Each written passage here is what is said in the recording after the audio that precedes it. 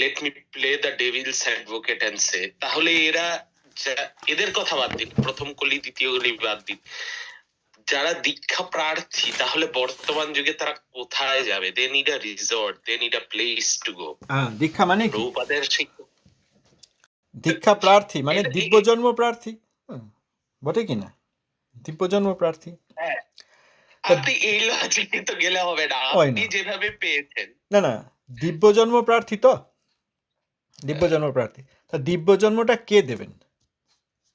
সাধারণ বাবা দিতে পারবেন দিব্যজন্ম? না।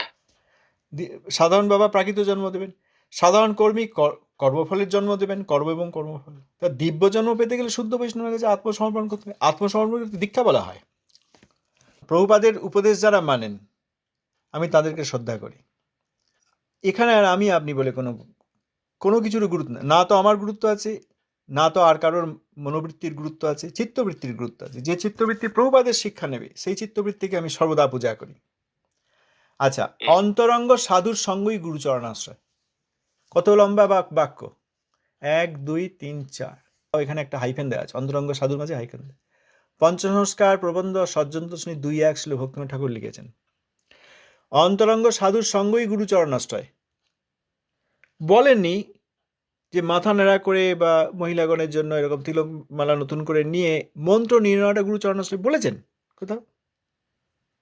আচ্ছা, আমি দীক্ষা বলবো না, তাহলে তারা এই কাম বীজ, কাম গায়ত্রী, গুরু বীজ, গুরু গায়ত্রী, গৌর বীজ, গৌর গায়ত্রী কোথায় পাবে? আচ্ছা, এটা আমাকে বলো। আচ্ছা, কোথায় পাবে? তার জন্য তো তাদেরকে কাজ করতে হবে। আমি কোথায় চাকরি পাবো?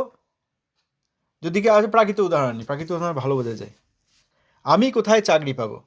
চাকরি কি আমার বাড়িতে সে দরজা ঠকঠক করবে? অনুসন্ধান করতে হবে না? এমপ্লয়মেন্ট এক্সচেঞ্জে যেতে হবে না? খবরের কাগজ অ্যাডভার্টিসমেন্ট দেখতে হবে না? হ্যাঁ, তারপর অ্যাপ্লাই করতে হবে, তারপরে যোগ্যতা প্রমাণ করতে হবে, তারপর চাকরি পাওয়া যাবে। তাহলে কামবীজ কাম গায়ত্রী এটি পাওয়ার জন্য কোথায় একজন শুদ্ধ বৈষ্ণব আছেন যিনি, যার সিদ্ধ মন্ত্র আছে, এটা খুঁজতে হবে না? না হলে কামবীজ কাম গায়ত্রী বইয়ের নাম বলে দিচ্ছি, পেয়ে যাবেন, শুনবেন? আপনি হয়তো জানেন, বইয়ে লেখা আছে, ইন্টারনেটেও পাওয়া যাচ্ছে। সিদ্ধ মন্ত্র হতে হবে তো। যদি কামবীজ কাম গায়ত্রীতে মানে প্রয়োজন হয় তাহলে সিদ্ধ মন্ত্র কে সিদ্ধ হয়েছেন দেখতে হবে না? না হলে তো লোক ঠকানো হবে। বলুন এবার কি বলছেন? সিদ্ধ বলতে কি যিনি এখন ব্রজদেবী রূপে সেবা করছেন? হ্যাঁ, অবশ্যই। হয়, নবদ্বীপে তাঁর নিত্যস্বরূপ এবং নন্দব্রজে নিত্যস্বরূপ আছে, তবে তো। এই দেখুন, শ্রীল ঠাকুর মহাশয় লিখছেন বৈষ্ণব নিন্দা নামক প্রবন্ধ। এ স্থলে আরও দ্রষ্টব্য এই যে শুদ্ধ বৈষ্ণব হইবার জন্য দীক্ষাদির অপেক্ষা নেই। বৈষ্ণবপ্রায় হইবার জন্য অর্চাতে হরি পূজোপযোগী মন্ত্র গ্রহণকে দীক্ষা বলে। সে দীক্ষা নাম তত্ত্বে অনাবশ্যক, যথা প্রভুবাক্য মানে মহাপ্রভু বাক্য। কি প্রভু কহে, যার মুখে শুনি একবার, কৃষ্ণ নাম পূজ্য সেই শ্রেষ্ঠ সবাকার। এক কৃষ্ণ নামে করে সর্বপাপক্ষয়, নববিধা ভক্তিপূর্ণ নাম হইতে হয়। দীক্ষা পুরস্চর্যা বিধি অপেক্ষা না করে, জিহ্বা স্পর্শে আচণ্ডলে সবারই উদ্ধারে। অনুসঙ্গ ফলে করে সংসারের ক্ষয়, চিত্ত আকর্ষিয়া করায় কৃষ্ণে প্রেমোদয়। অতএব যার মুখে এক কৃষ্ণ নাম, শুদ্ধ নাম, সেই তো বৈষ্ণব তাহার করিও সম্মান। জিহ্বা স্পর্শে আচণ্ডলে সবারই উদ্ধারে। তাহলে হরিনামে আগ্রহ নাই, কামবীজে আগ্রহ কেন? না, আমি হরিনামের কথাও বলছি, মানে ওই হরিনাম বলতে ওই তুলসীর মালাটা আর কি, যেটাতে জপ করা হয়েছে, একজন মহাবৈষ্ণব জপ করে দিচ্ছেন। হ্যাঁ, মহাবৈষ্ণব জপ করে দিচ্ছেন। মহাবৈষ্ণব খুঁজে পেলেই জপ করে নেবেন। প্রার্থনা করতে হবে যে আমি তো বদ্ধছি, আমাকে আপনি উদ্ধার করবেন না, আপনি একবার জপ করে দিন। আপনার ভজনটা একবার করে দিন, এইখানে ভজন করছেন, একবার এই একমালা করে দিন। তিনি ওই রাধাকৃষ্ণ আর ব্রজদেবীদের ধারণা ধ্যান করতে করতে এই যে একবার জপ করে দেবেন, তখন সেটা জপ করবেন। তা মহাবৈষ্ণব পেতে হবে তো। তাহলে প্রভুপাদের সিদ্ধান্তের সাথে যার চুল মাত্র ফারাক, তিনি মহাবৈষ্ণব নন? দেখুন, যদি বিরোধ হয় তাহলে তো প্রভুপাদ বিরোধী হলেন। আচ্ছা, ফারাক থাকতে পারে কোথাও, ফারাক মানে অ্যাপ্রুভ করা হচ্ছে না, ক্ষমা করবেন।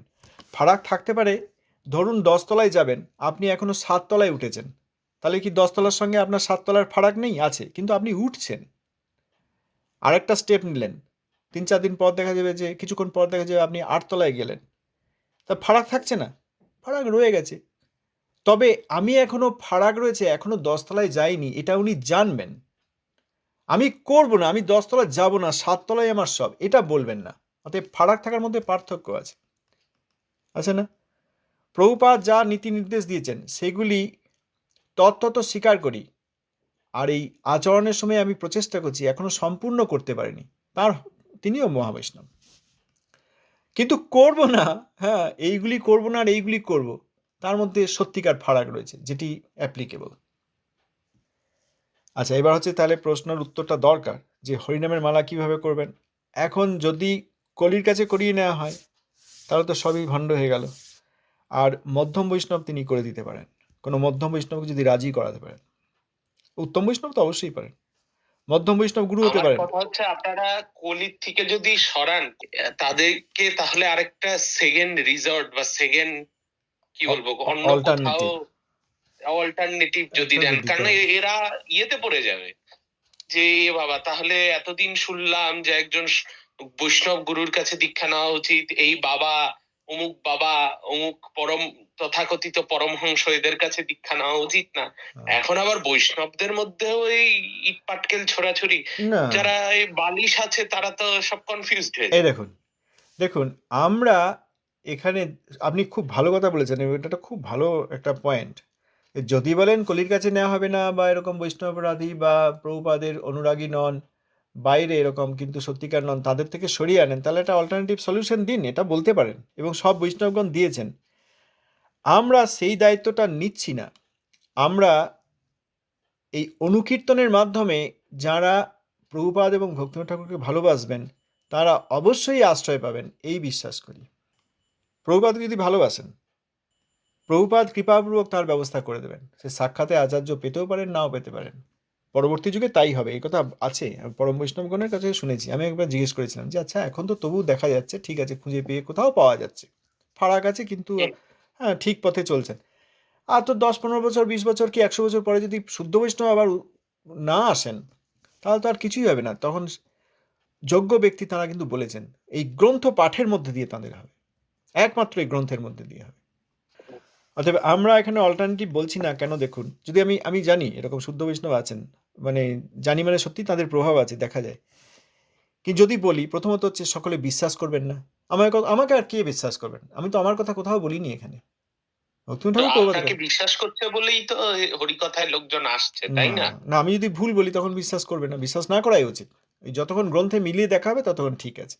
আচ্ছা, প্রথমত তারা বিশ্বাস করবেন না। যদি বলেন বিশ্বাস করি, দিতে পারি। এবার প্রথম হচ্ছে সেখানে তাদের বিশেষ সঙ্গ এবং যথেষ্ট জানাশোনা হয়নি। তৃতীয় হচ্ছে, হ্যাঁ এখন দেখা গেল হচ্ছে, পরবর্তীকালে যদি দেখা যায় না তার মধ্যেও এরকম সমস্যা পরবর্তীকালে এসে গেল, তখন কি হবে? তাদেরকে বললেও তারা ছাড়বেন। আমি করেছিলাম ওই 2000 সালের দিকে, কিছু ছেলে এসেছিল, ভালো ভালো জায়গা থেকে পড়াশোনা করেছে, ভালো, বিরাট ব্যাপার।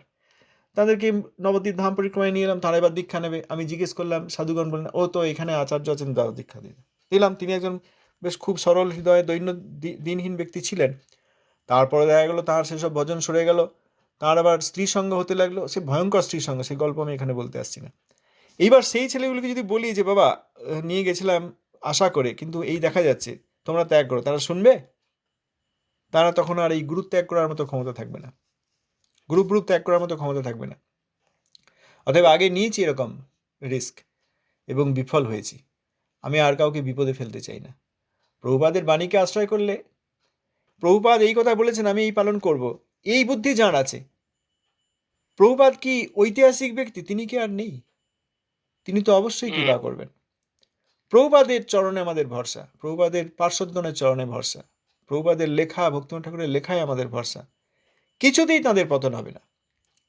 স্বয়ং প্রভুপাদ এসে তাদের কৃপা করতে পারে। তবে আমরা আবার ওই কি বলে যে জিনিসটা, ঋত্বিকও নই। ঠিক আছে, আমি মন্ত্রটা বলে দিলাম, প্রভুপাদের শিষ্য বলে আপনি চালিয়ে দেবেন, ওটাও করিনি। আমরা শুধু শ্রবণ কীর্তন করছি। আচ্ছা, আমাদের এখানে জৈব ধর্মে আমরা গতকাল বললাম, আপনি এসেছিলেন না জানি না, জৈব ধর্মে আমাদের লাহিড়ী মহাশয় বললেন শ্রী বৈষ্ণব দাসকে যে আপনি আমাকে শিক্ষা এবং দীক্ষা দিন। তিনি ব্যস্ত হয়ে বললেন যে আমি যা শিখেছি সেটা আপনাকে অবশ্যই বলবো, তবে দীক্ষা গুরু আমি নই।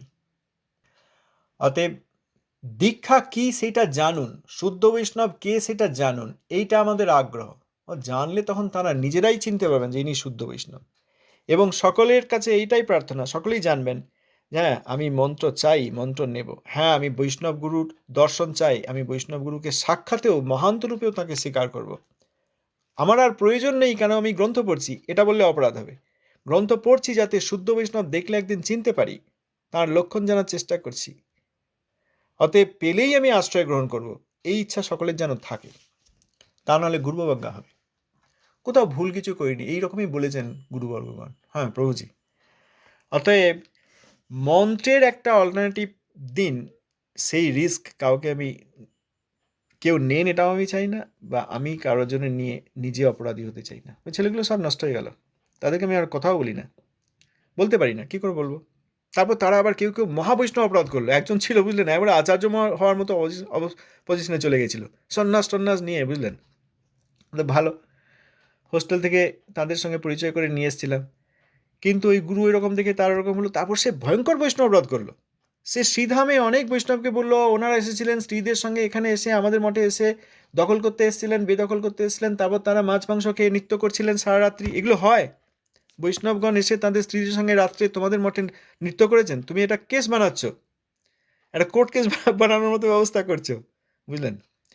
অতএব ওই সব ছেলেটাই নষ্ট হয়ে গেল, জীবনে তার আমি মুখ দেখতে চাই না। অনেক জায়গায় অনেকে দীক্ষা দিয়ে নিয়েছেন, কিন্তু ওই যেটা বললাম, ওই ব্যাক সাইডে অ্যাকাউন্ট খুলে তারা এমন ব্যবস্থা করেছেন যে প্রভুপাদের শিক্ষা নিতে চাইছেন না। ওটাও তো দুঃখজনক। প্রভুপাদের শিক্ষা সব আমি নিতে তৈরি আছি, এইটা কে বলতে পারবেন বুকে হাত দিয়ে? কে বলতে পারবেন? এই যে বললেন ভক্তিনাথ ঠাকুর সম্বন্ধে, ভক্তিনাথ ঠাকুর, শ্রীল ভক্তিনাথ ঠাকুর মহাশয় সম্বন্ধে প্রভুপাদের যে বাণী, যে তিনি গৌরসুন্দরের নিত্য পরিজন, এইটা যারা মনে করে না, সেই সব লোকের সঙ্গে আমাদের কোনো সম্পর্ক নেই। সেই দুর্মুখ ব্যক্তিগণের যেন মুখ দেখতে না হয়, বলেছেন না? তাহলে ভক্তিনাথ ঠাকুরকে সাধক বলা যাবে না, সাধন সিদ্ধ বলা যায় না। ভক্তিনাথ ঠাকুর মহাপ্রভুর নিত্য পার্ষদ যাঁরা বলবেন, প্রভুপাদ তাঁদের প্রতি খুশি। সবাই বলতে পারবেন? সবাই বুঝতে পেরেছেন ভক্তিনাথ ঠাকুর কে? পারেননি। তাহলে এখন কামবীজ নিয়ে নিজেকে ঠকিয়ে কি লাভ প্রভু? বলুন, ভুল ভুল বললাম প্রভু? যেটি প্রয়োজন সেটি হচ্ছে এই, জয় প্রভু, ঠিক বলেছেন। যেটি প্রয়োজন সেটি হচ্ছে শ্রবণ কীর্তনের দ্বারা তত্ত্বজ্ঞান পেয়ে শুদ্ধ হরিভজন কি, শুদ্ধ ভক্তকে, শুদ্ধ ভক্তি কি, এইগুলি জানা। এইগুলি জেনে আমার প্রভুপাদ বলেছেন, প্রভুপাদের উপদেশে এই একই কথা আছে, প্রভুপাদের উপদেশে আছে যে এই দীক্ষা দিয়ে আপনি আবার দীক্ষাদির চেষ্টা কর, আমরা পড়লাম সেদিন, আবার দীক্ষাদির জন্য আবার চেষ্টা করছেন কেন? হরিনামে আগ্রহ হলে, দীক্ষা ফলেই হরিনামে আগ্রহ হয়, হরিনামে যদি আগ্রহ হয়ে গেছে আবার দীক্ষা দিয়ে সব করে আবার কর্মফল ভোগময়ী মন্ত্র দীক্ষা অমুক তমুক কেন আবাহন করছেন?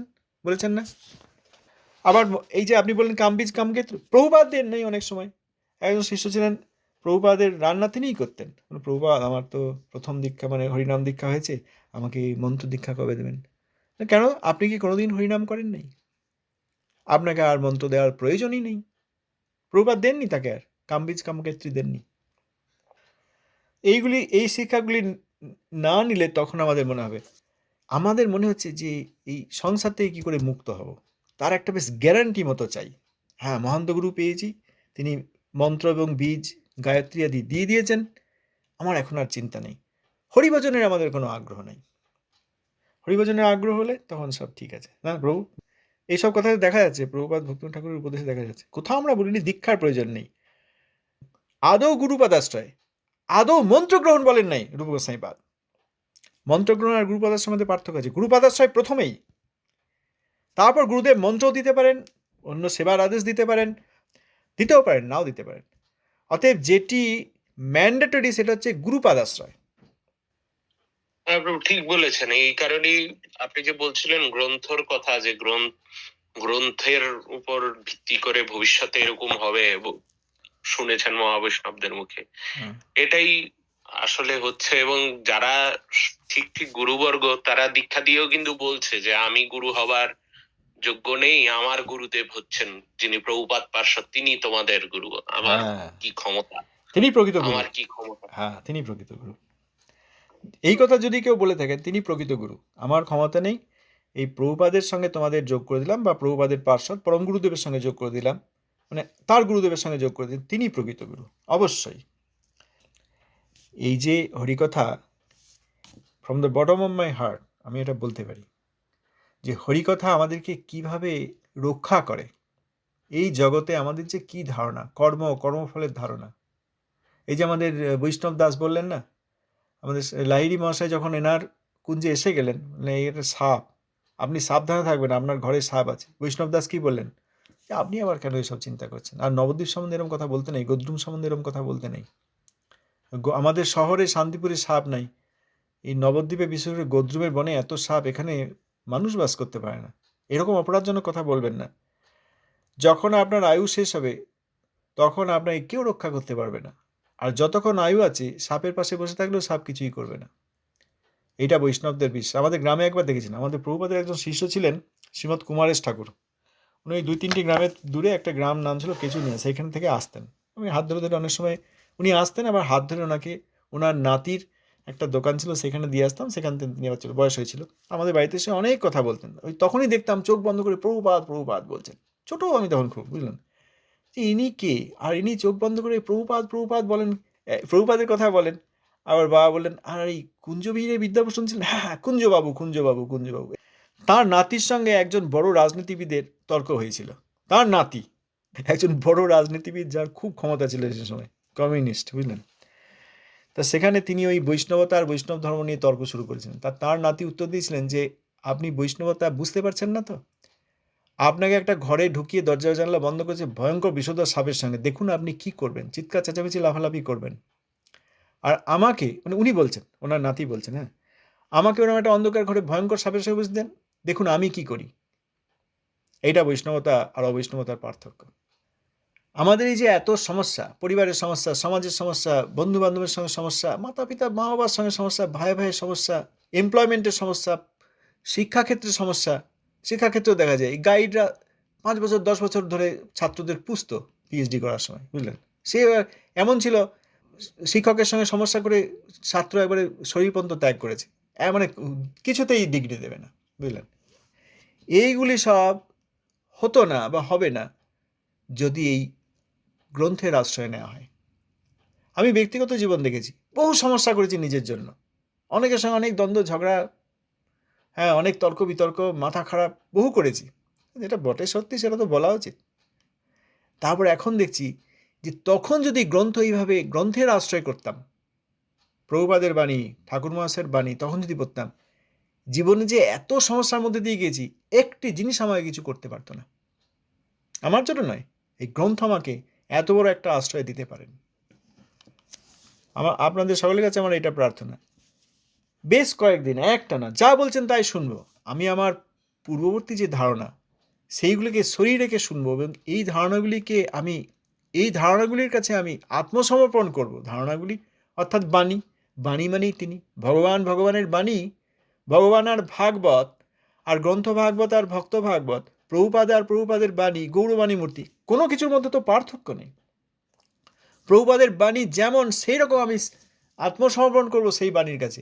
এবার করে কেউ দেখুন না, পারিবারিক সমস্যা, তার শারীরিক সমস্যা, তার মানসিক সমস্যা, তার সামাজিক সমস্যা, তার আর্থিক সমস্যা, তার রাজনৈতিক সমস্যা, তার কর্মবন্ধনের সমস্যা, তার এমপ্লয়মেন্টের সমস্যা, তার পড়াশোনার সমস্যা, এইগুলো কোনো কিছুই আর তাকে কিছু করতে পারবে না। তিনি চিদানন্দে বহু আনন্দে থাকবেন। তিনি কোথাও উত্তর দিতে যাবেন না, তিনি কোথাও গেট ব্যাক করবেন না, তিনি কোথাও জবাব না দিয়ে ঘুমাতে পারছি না এই অবস্থা হবে না। আর যেখানে সেখানে জবাব দিয়ে বিপদে পড়বেন না। আমরা তো অনেক সময় আবেগপ্রবণ হই, সমাজে হই না, উনি এটা বললো আমি এটা জবাব, এই উত্তরটা দিয়ে দিলাম, তাও দেখা হলো বিপদে পড়ে গেলাম।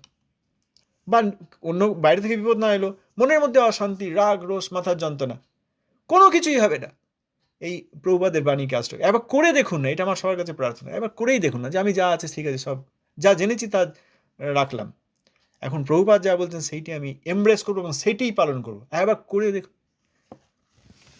পালন করার আগেও আমি আত্মসমর্পণ করলে, হ্যাঁ প্রভুপাদ আপনি যা বলেছেন সেইটাই আমি গ্রহণ করব, এই গ্রহণ করব এইটুকু বললেও সব সমস্যা চলে যাবে গ্রহণ করার আগেই। ওই যে আপনি বললেন যে যদি ফারাক থাকে, ফারাক থাকতেই পারে, কারণ আমরা তো আচরণে সব করতে পারছি না, কিন্তু তবুও আমি এইটি স্বীকার করছি, এইটি ঠিক, এবং পারছি না তার জন্য দুঃখ। ওই যে নিজ বল চেষ্টাপতি ভরসা ছাড়িয়া, চেষ্টা করছি পারছি না, কিন্তু প্রভুপাদ তত্ত্বত আপনার এই শিক্ষাগুলি সব আমি মাথার মধ্যে রাখলাম এবং যথাসম্ভব আমি এইভাবে চেষ্টা করব, এই প্রমিস যিনি করবেন তাঁরও জীবনের সমস্ত সমস্যা চলে যাবে।